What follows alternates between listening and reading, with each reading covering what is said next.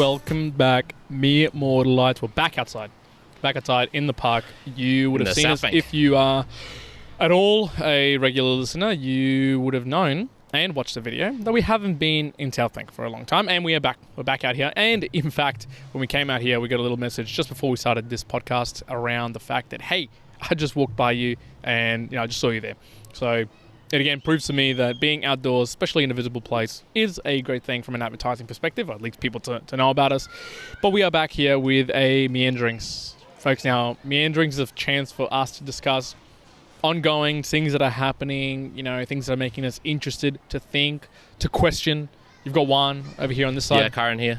And I'm going to kickstart with a question to you, because you have gone through, primarily through this listening of Adam Curry's latest podcast with Joe Rogan, and you had to force yourself to listen through the ads. I don't know how many ads would have come up, but it's a 3-hour podcast. Yeah.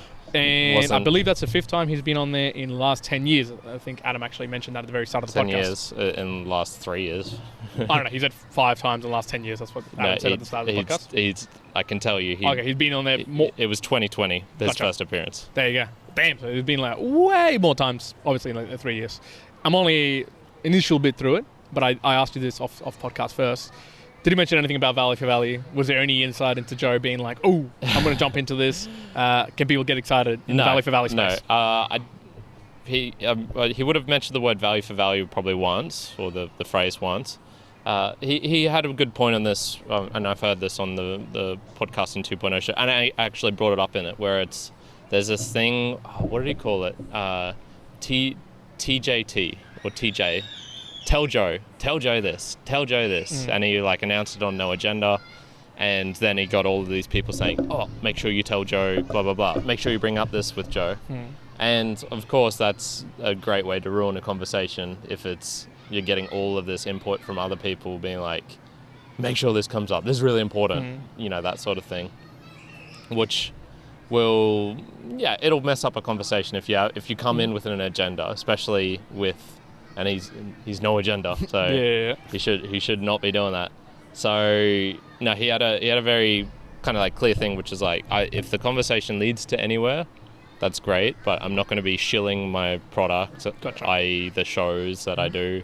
I'm not going to be really highlighting things.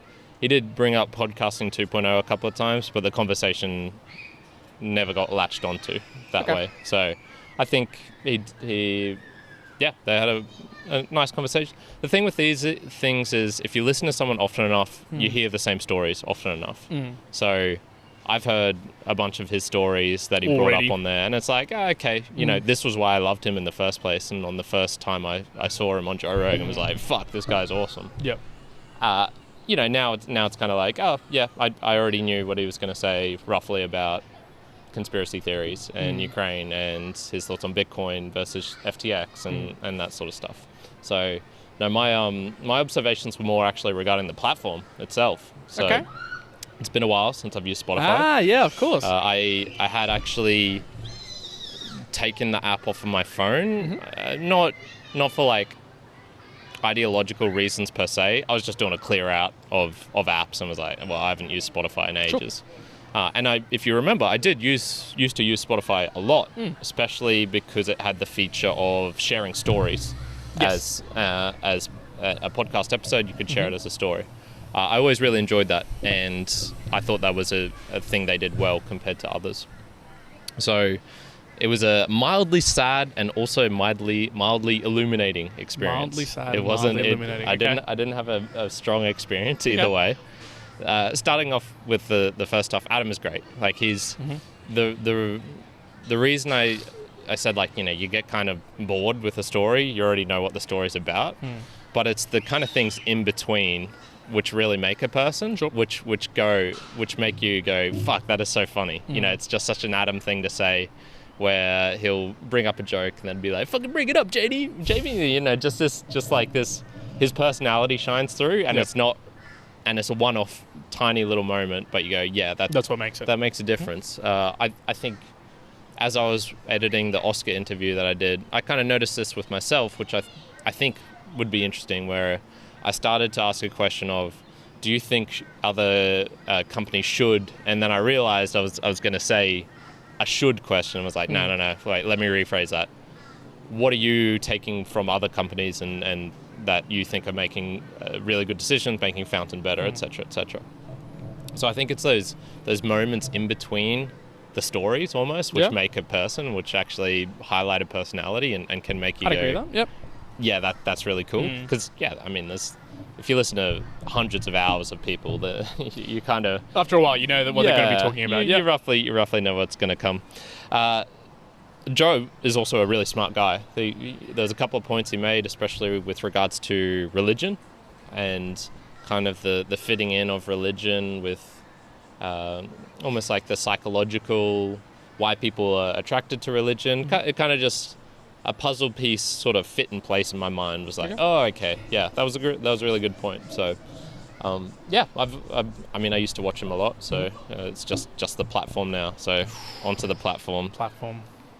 Unfortunately, I only got one ad, actually, surprisingly enough, and I was expecting much more based on what I had heard other people say, and it was skippable as well. So it was a minute and a half ad. Came up just as Adam was saying something, and then it's like, bam. Let me tell you about something, and it was like, oh, that's gross. Skip. Got back into it. So, not a pleasant experience, but also it was only mildly annoying. It wasn't as bad as I thought it was going to be. I did notice the censoring as well. That was not so great. So Adam said something.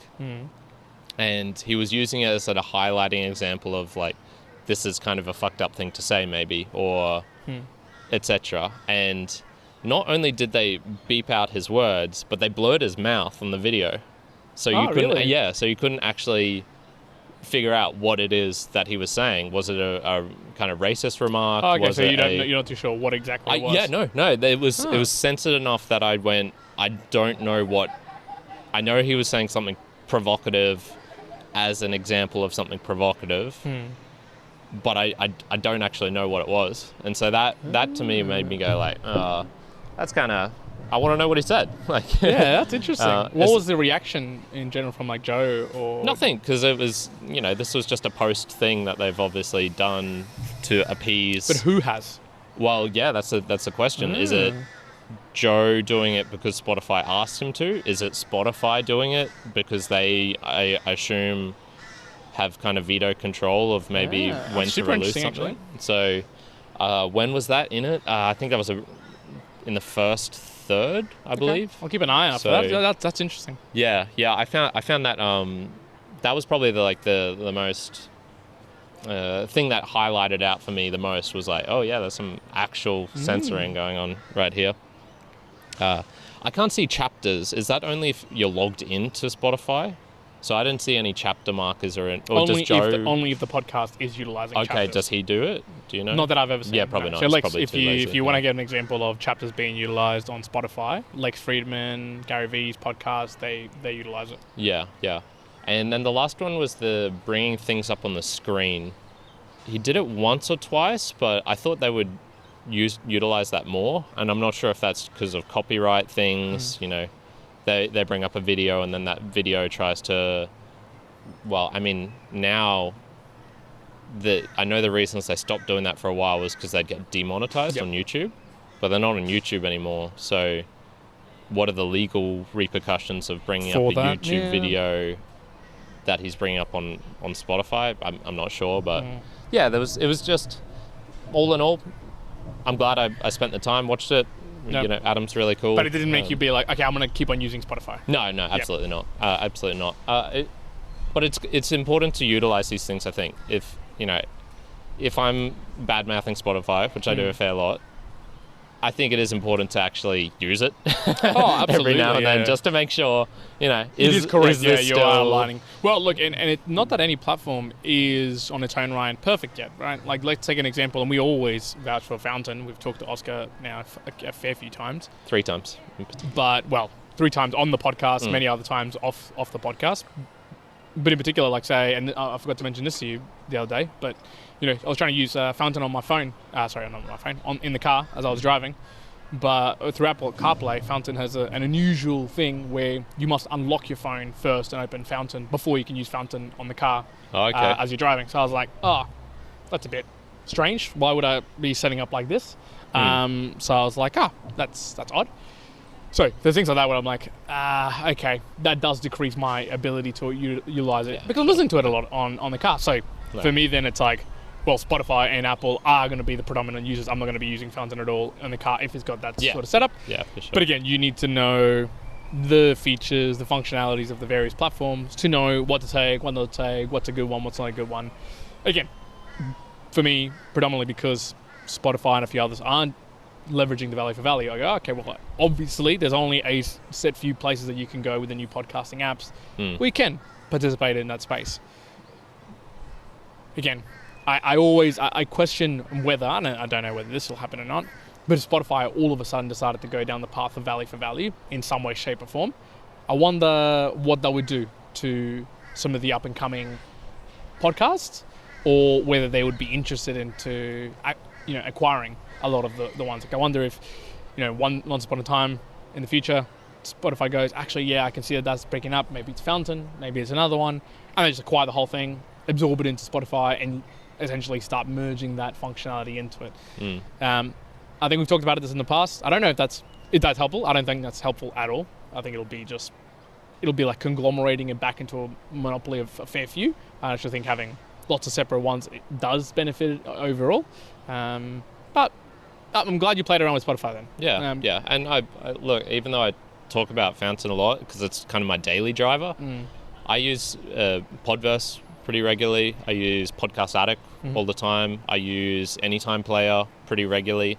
So I've got a fair few at YouTube, I guess, as I kind of use it as a podcast app. So yeah, I alternate between them. So I'm not stuck in my ways on some things. But it did actually, another thing that got highlighted to me recently was they were talking about Google and the Google search in particular. Now, I still use Google as kind of default.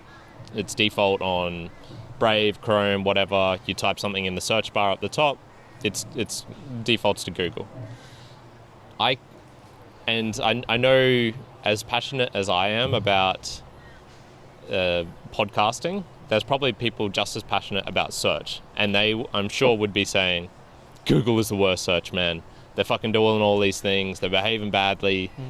You get better results if you go elsewhere and use Adam was talking about some service he pays for, which is $5 a month, and it has kind of already integrated ChatGPT into its kind of search results, and not only that, but it comes up with the kind of 4 main sources that ChatGPT drew from to create the answer, which I thought was kind of cool. Yep. And it just made me go, yeah, okay, there's only so much time and there's only so many battles you can fight. I don't have the wherewithal, the time to go, I'm going to really look into search and find out what's the best search platform to use to get the best results ideologically, which aligns with me most, there's so many battles that could be fought. I've got my one in podcasting. Yeah, I mean, I'm not gonna go too far out of that, I don't think. Oh, and look, it's important to recognize that, let's say 95% of our listeners on this podcast still don't give a shit that we talk about value for value. Really, there's probably a lot of people who are listening to it who do not care, probably are bored of us talking about it, don't see how it's important. Again, we see it as like, it'll become important in the far off future when things perhaps get more censored, or it's a easier way to be able to support the podcast. But I can appreciate that 95% of people are like, it doesn't matter.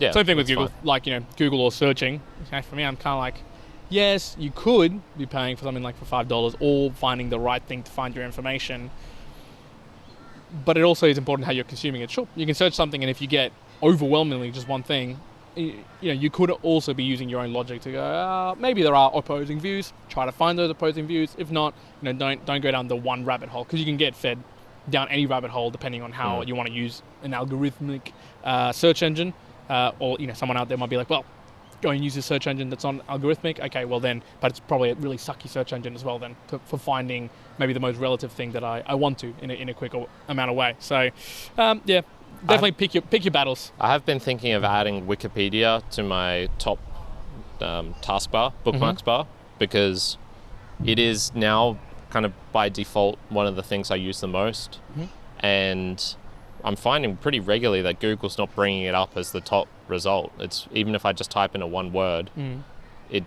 it will, it's maybe like 20% of the time it'll bring up something that's not Wikipedia, and I'm going like, fuck you. I want to, I mean, I'm just going, I wish that's what I'm looking for. I'm looking for a wiki link now, so it's kind of getting to the point where I might just take that extra step and click on the wiki bookmark and then type it directly into there. Okay, yeah, you could be doing that. I mean, so here's another example utilizing search is I'm reading Life Force by Tony Robbins, Peter Diamandis, and get some ads into Harari, I think it is. Yeah, and what I found, and again, there's an insight for the book review that's to come, is that for a lot of parts, I'm finding maybe every third page that I'm having to Google or search.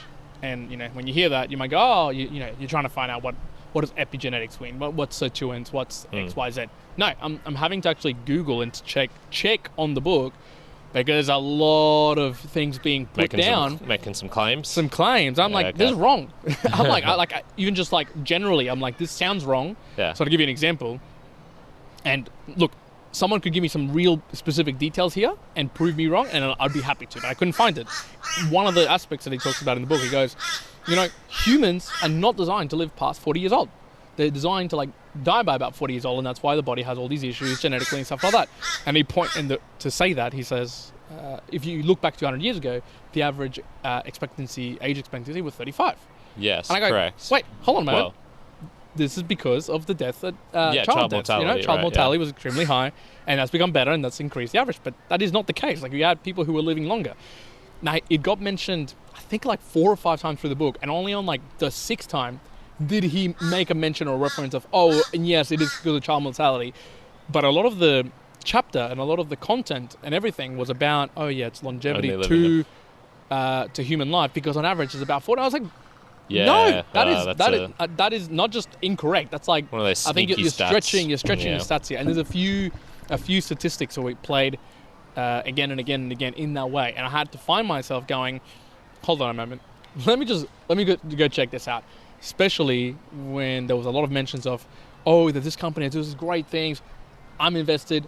There's a CEO doing this, is doing that. And I had to go, let me go check out what that company's actually doing. Because I'm telling you, I'm a quarter of the way through the book, and there's been at least 20 companies mentioned of doing all these different things. I had to go, okay, let me just check what is actually being done here, because some of the claims, again, sound incredible, and some of them do hold up. Okay, cool, that is what they're doing, fantastic. But some other claims, I go, is that actually what is happening? Is this stretching the truth? There are, and again, this is just using your own judgment. There's a lot of, let's say, stem cells, and using stem cells from either embryonic stem cells, the stem cells come from the placental space, lots of different things. And there's some like massive claims being put forward. And in the back of my mind, I go, there's got to be an opposing thought to all this. Sure. And what's being presented in the book might be right, and the common currently held thoughts around it might be just the opposing thoughts that are incorrect, but it's the overwhelming majority. But there's still a reason a lot of people are opposing or have negative thoughts behind it. So I had to kind of go and dig to find the opposing thoughts to the book, not to be like, aha, you're wrong, but more like, oh no, this needs to be slightly more balanced. This is not balanced at all. And as I've said to you before, a majority of the book is basically trying to sell people to being like, hey, come and utilize all of these products and machinery and tests and all this. Yeah. As I go through the book, I'm going, I want to do that. Like, I want to do some of these tests to know X, Y, Z figures in my blood markers and the like, and try to understand it at the principle level, but I'm having to like wade through murky waters of ads and claims that seem a little bit bogus to go, okay, no, what's the reality here that I'm staring at the faces? And I think even the searches of today do still help me to be able to find the opposing thoughts. It's not like I'm trying to search something and I'm only finding one particular view that's against this narrative or for the narrative. So, for me, I go back to the searching. it's enough for me. Like, it's not causing me to find a specific ideology for and against anything. Although I'm sure there would be, and people could probably comment to that effect. Yeah. So. I just realized why I have a somewhat disinterest in all those sorts of things you just talked about. Blood markers, sleep tracking, really getting down into the depths of what the human body and the data has to offer. Did you ever watch Scrubs? You ever get into Scrubs? Maybe an episode. Maybe one episode. Okay. There's this one episode where there's this guy who's a hypochondriac. So basically someone who's always thinking he's sick, always, looking for illnesses. And if you go looking, you're going to find them. Sure. And they had this body scan. And basically he was like, I want this body scan. And Dr. Cox, the main, was like, you motherfucker, you're not getting this. And he's like trying to delay him and whatnot. And then there's like heartfelt emotional connection right at the end where he's like, look, if you get this body scan, they're going to find things that are wrong with you. That you're going to have this barrage of information of every single tiny microscopic detail of, you're going to go bald at this certain age because your, calcium levels are differing in this particular spectrum or fucking, I don't know. And I've kind of got a feeling like that, where it's, if I really started looking at all those sorts of things, I would probably start finding all the stuff that's wrong with me, and it would probably bum me out a bit. Yeah, I agree. There is a level for me as well that, for sure, I would go deeper than you would. But as people are listening to this, I wouldn't go to the depths that a David Sinclair or what Tony Robbins is proposing, or a Peter Diamandis, or all these others, where there is a certain value to knowing it all, knowing all the data, having all the data available of, yes, how calcified is your arteries, how far along do you have any tumors that exist across your whole body. Yes, you can be doing that. One, there's value, there's cost to it all, and unless you've got quite a bit of money right now in this day and age, 2023, you shit out of luck. It's just going to cost you a lot, and it's a lot of time. So it's a privileged thing to be able to do it. Two, it's once you have more information, you have more to do with, you have more to analyze. There's just a lot of things that you have to do there. I kind of go somewhere in the middle, where I'm like, there is huge pieces of data that are really, really beneficial, as in they're the leading dominoes, as Tim Ferriss would say. They are the leading pieces that if you can get them right, they're probably dominating a few other places in your life. One, for males, predominantly testosterone. If you go and get your blood checked and your testosterone, specifically free testosterone, is super low, like 70, 50 nanograms per deciliter or whatever they measure it in, that's a problem. Like, you're hormonally probably going to be struggling in a lot of things across the breadth of it.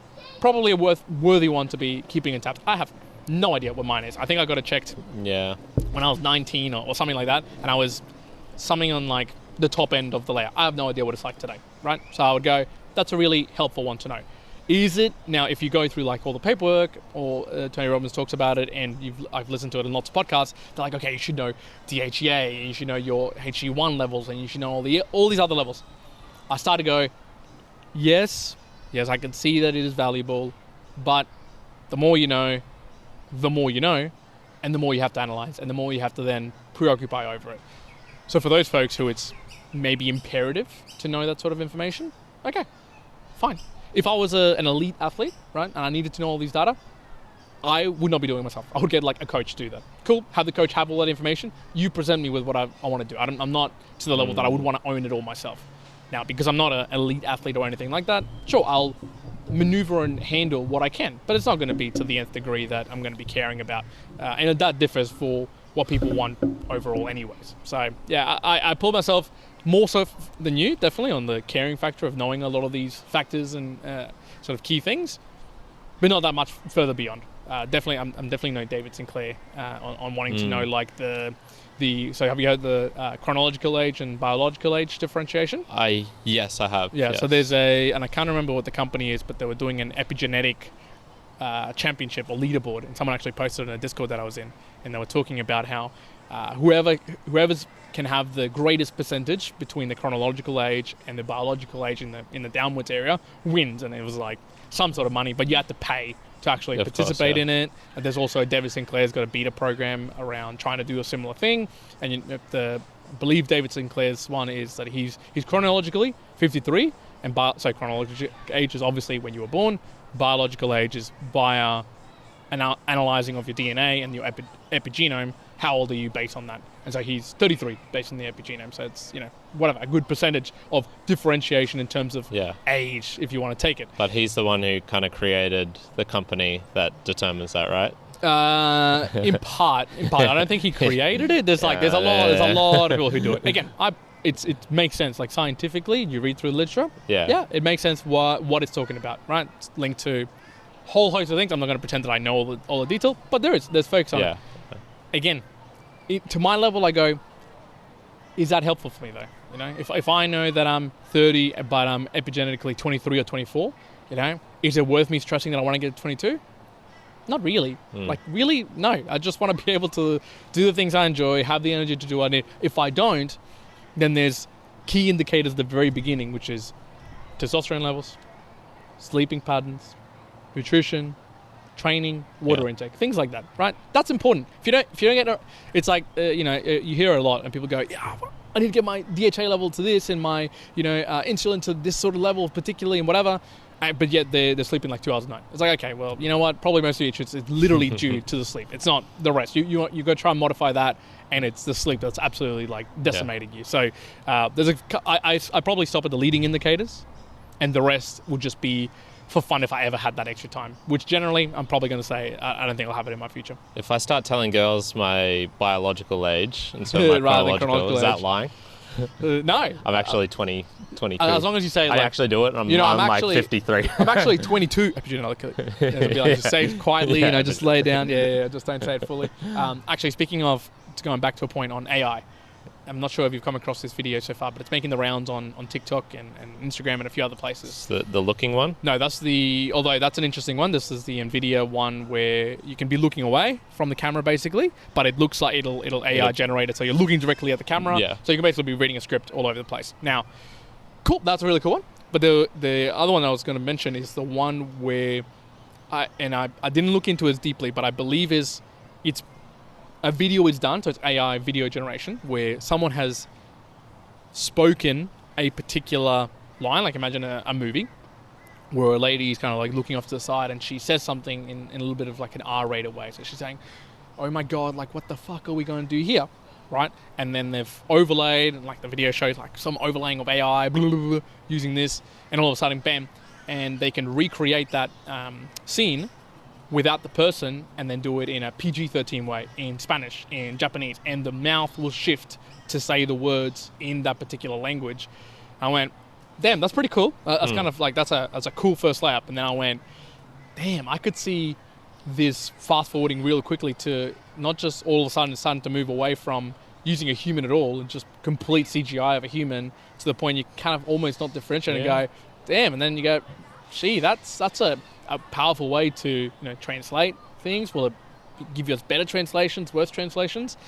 I'm not sure, but I hadn't seen that sort of AI utilization in the video formats, or at least that sort of video, and I was like, that was incredibly impressive. Another one, because I have to mention this because I'm getting a lot of gripe in this book at the moment with Tony Robbins, mentions AI like, man, at least like once every 2 pages, at least, and it's like mentioned in the way that like the most basic person would know AI. Yeah, it's going to solve everything. It's like, they take this image and with the power of AI, it gives it. I'm like, man, come on, that is lazy. Like I'll call that out. That is lazy utilization of AI. Go a little bit deeper, because weirdly, it does get deep into some of the health aspects. Like it is talking about genomes and particular genomes and DNA structure and RNA and all this, which for a general mere mortal, it's kind of hard to understand. Like you've got to either know it or pay attention and go and do a little bit of background research. But then it gets lazy on the aspects of AI when it's like, oh, it just utilizes AI. And like, what's that? Is that like some sort of genomic style AI? Is it just using is this visual AI? Is it using something like machine learning? Like the differentiation in AI can be very, very varied. And again, most general people might not know that. Maybe I'm seeing it because I've got some bias in knowing some of it.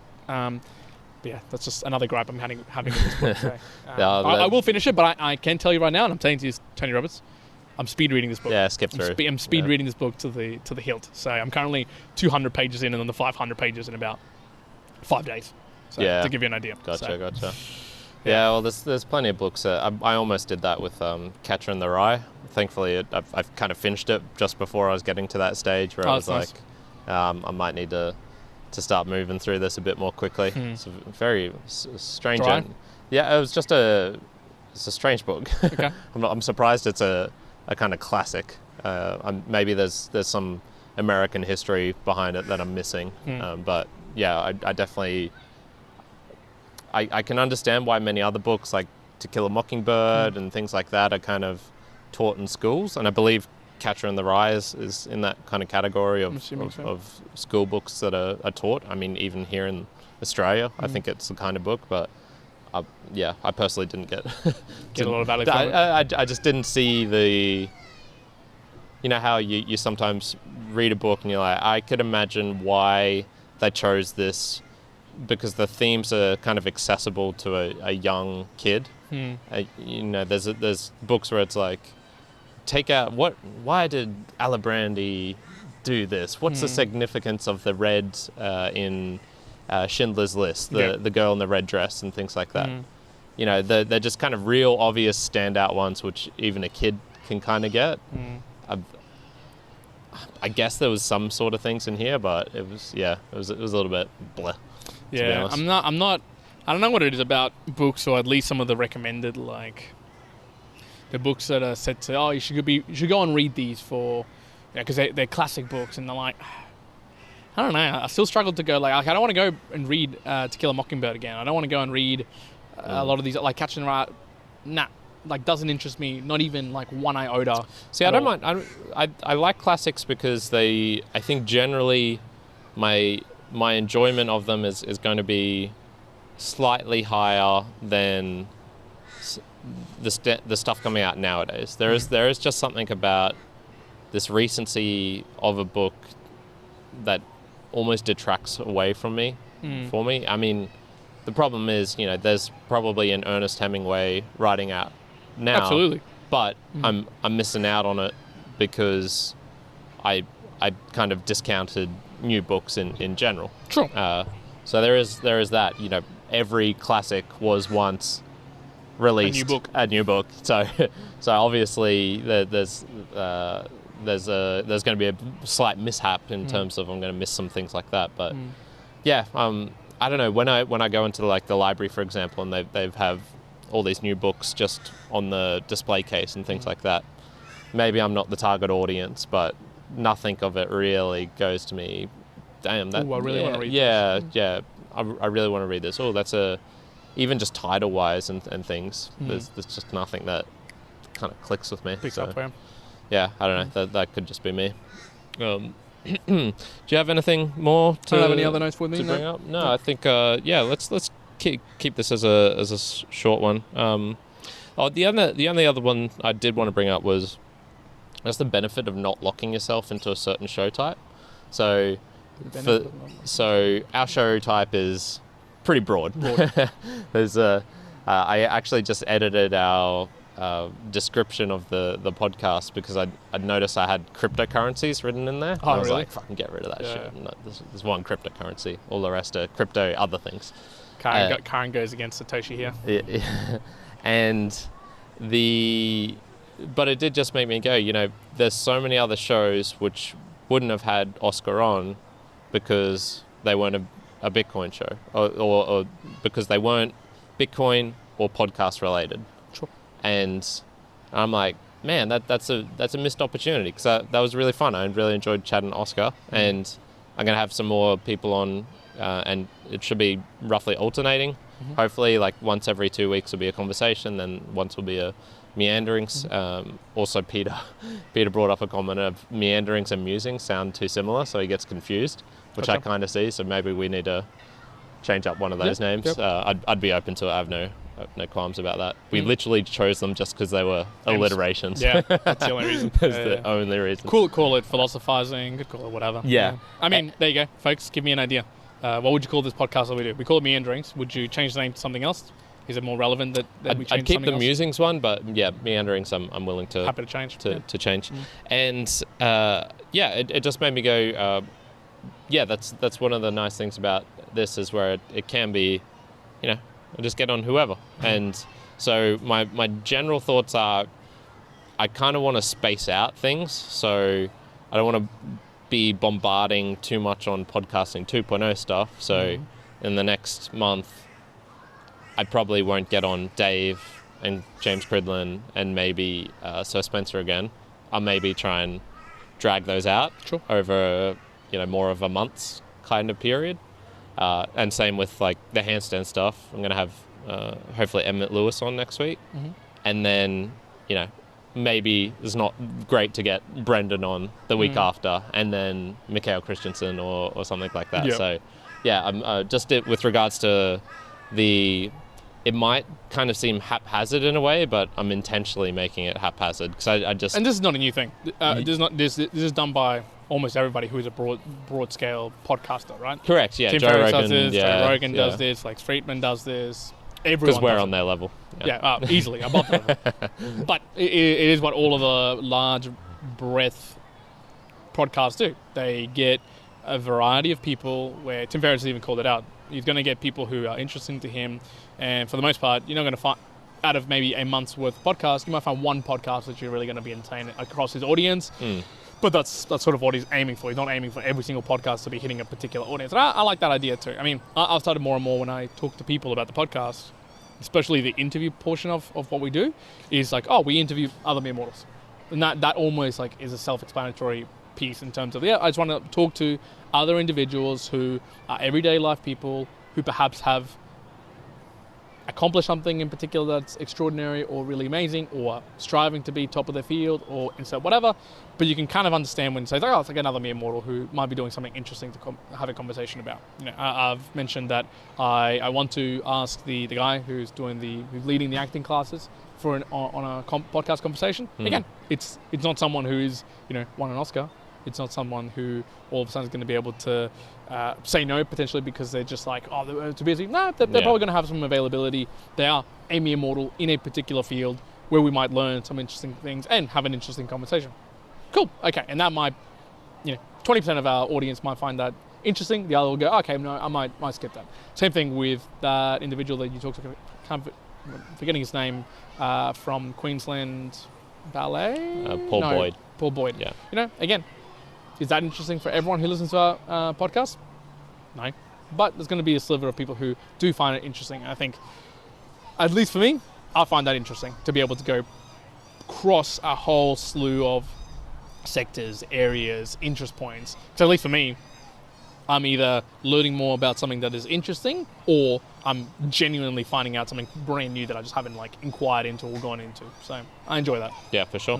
Coolies. All right, that's all I got, man. Cool. Okay, we'll leave it at that, folks. So we're still called Meanderings, and if you have listened to this end of the podcast, and we mentioned it earlier on the podcast as well, the way that you can support us, because this podcast is completely supported by you, our valued listeners. And so if we've given you any value, what we ask is some value in return, which is the value for value model. Now, how can you do that? Big recommendation. We talked again to Oscar just recently, utilization of Fountain, although the new podcasts apps out there, you can also partake and enjoy the boostergramming experience. A boostergram is, in essence, you're sending through a message to us directly with some value attached to it in the form of Satoshis. You can comment to us basically anything. We read these out live on our 7 p.m. Wednesday Brisbane time musings. And so if you've messaged something and you want to hear us talk about it, we'll talk about it there. But you can also send through streaming Satoshis as well. That's you listening to the podcast and providing some sort of value minute by minute to us as well. So that's predominantly how we ask for your support. You can also send through comments as well. We just talked about the meandering same. You can comment on YouTube. You can send us through direct messages. You can go into the website and also partake and send comments. There's a lot of things people can there. do. I know. We just got an email then. That's what I was looking at just before. We got an email through the websites. Someone thanking us for utilization of OP3 media. Yeah. So I was like, cool. That's kind of different. So there's lots of different ways that you can contact us. But predominantly, we do ask if you're going to give us value. The main value that we ask is through a boostergram. Or streaming in Satoshi form. So go and play around with that if you haven't already. We know, again, a sliver of you out there are already partaking in that. And if you haven't, look, I ask you, go play around. Go on a bit of an adventure, seek out some new knowledge and see if you can come back next time and go, okay, cool, I can play around with this. I can give it a go. Yeah, I'm going to give him a shout out. So this is John Spurlock. I messaged Buzzsprout with regards to putting ourselves in the OP3, so that's the Open Podcasting Prefix, and basically it's a way of being able to get stats from your audience, and there's there's so many shenanigans that go on with podcasting stats. I don't know, you probably wouldn't have heard this one, but because it was on Pod News Weekly, because they changed the name. It's not Podland anymore. Pod News Weekly a fair while ago, and basically one of these companies, and I really wish I could remember which one because it was fucking sneaky as, but basically they were, those, mobile games and whatnot, sometimes you'll have to watch an ad to get an extra heart or a life or progress onto the next level or whatnot. They were dynamically inserting podcast ads, a podcast into there. And so, like, the podcast would play for 15 seconds. And it would count as a listen. And it would count as a listen. Now, the sneaky thing was they were, getting, I don't know how much. They were paying maybe $2 CPM, so cost per mil, to get that, to paying that to put in the ad of the game. So they were paying the game company. But then they were charging advertisers that they worked with $20 CPM to put ads into these podcasts, and so basically they were just like selling on ads, but for a $18 profit per mil.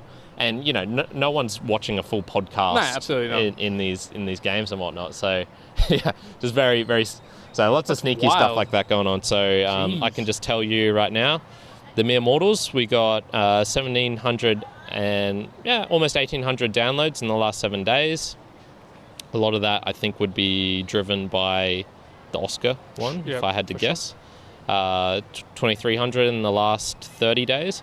I don't know if you looked, but your book review of the David Goggins book was actually, I think, might be our most popular one that's ever been done. Did you know that? No. Yeah, that one's that was pretty high. And the book reviews got 209 in the last 7 days, 837 in the last 30 days. So yeah, some interesting. Oh man, there's some really good stats in here. Is there? Yeah, there you go. This is cool. Very cool. It'll be good to go and actually definitely. check that out. Awesome. Cool. All right, folks, nice. gonna leave it there. So yeah, if you want that, if you're on Buzzsprout, you can. So there's purely for podcasters, but if you're actually, I might even be able to put the links. I'll put these links so if people want to check it for ourselves as well, they can. So that'll just be in the chapter images for this episode. But yeah, you can also do it if you're a podcaster, and you just have to message Buzzsprout, and you can get another way of checking out your stats. I like that it still feels like it's early enough that you have to like reach out to them directly to be like, hey, can we do this? And they're like, yeah, sure. Yeah, cool. Well, that was just a thank you one. So I'd known about this, but I'd never bothered to actually try and find those stats. So yeah, that's awesome that he reached out. It's cool. All right, folks, we'll leave it there. Meanderings. Appreciate you listening in all the way to this point. Juan out. Karen out.